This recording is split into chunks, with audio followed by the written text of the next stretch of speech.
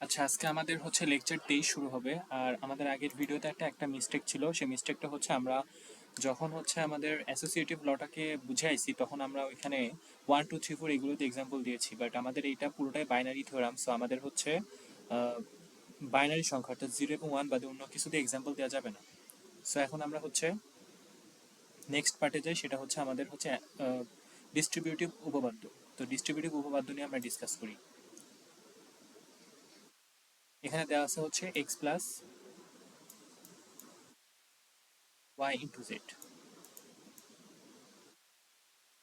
তার মানে দাঁড়াবে, এটা হবে এরকম: ডিস্ট্রিবিউটিভ উপপাদ্য অনুপাতে এটা ডিস্ট্রিবিউট হয়ে যাবে দুটা ওয়াই এবং জেড এর মাঝখানে, এক্স হচ্ছে ডিস্ট্রিবিউট হয়ে যাবে। তাহলে ওয়াই প্লাস জেড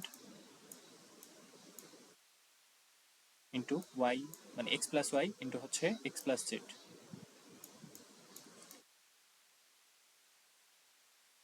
আমরা হচ্ছে এটাকে এক্সাম্পলতে দেখা এইভাবে: আমরা এক্স এর জায়গায় 1 ধরবো, ওয়াই এর জায়গায় 0 ধরবো, জেড এর জায়গায় আবার 1 ধরবো। তাহলে এটা দ্বারা এরকম: 1 প্লাস 0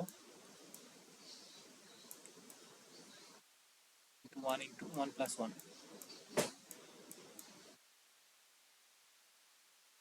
আসে 1 টু 1 সমান 1।